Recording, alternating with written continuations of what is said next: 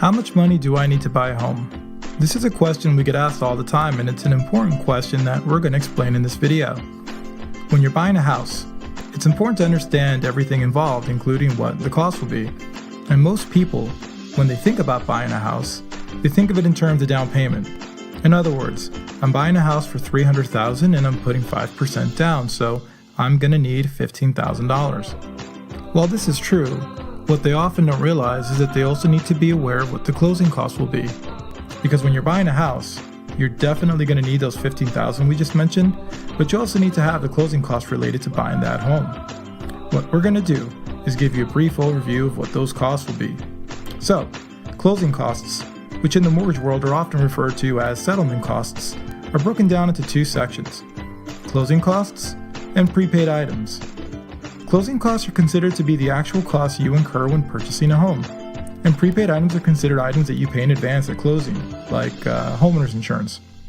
Your closing costs are generally going to be broken down into three sections: lender fees, title fees, and government fees. Lender fees include all the costs a lender will have to get your loan from start to finish. This section is also going to include costs the bank has for third-party reports, like an appraisal or a credit report. Title company fees include all the fees the title company is going to have in transferring the title of the property from the seller to you. It also includes the cost of title insurance, which insures you and the lender against the entire cost of the home. Lastly, government fees, which include the cost of recording your new mortgage with the county as well as certain taxes associated with your new loan.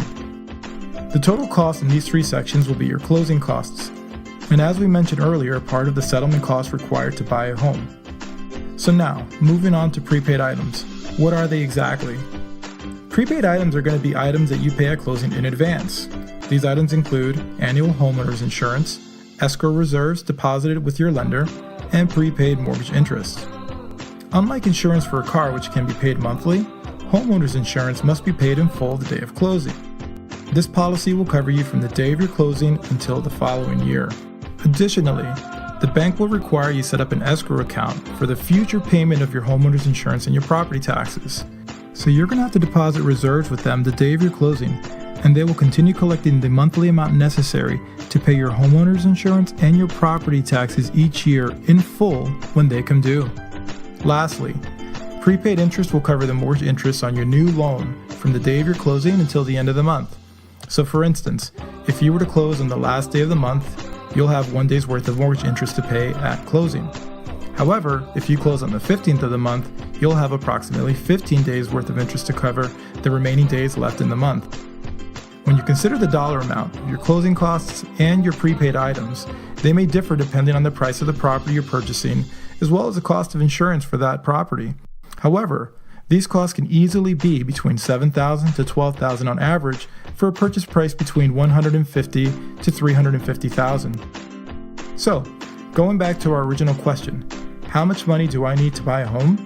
For a $300,000 home with a 5% down payment, you'll need $15,000 for your down payment and about $10,000 for your settlement costs, totaling $25,000. Please keep in mind that we're using general numbers for this video, and it's important you go over what your specific down payment and settlement costs will be for your scenario. Thank you for taking the time to watch this video, and please feel free to contact us with any questions you may have on how to best prepare for purchasing your home.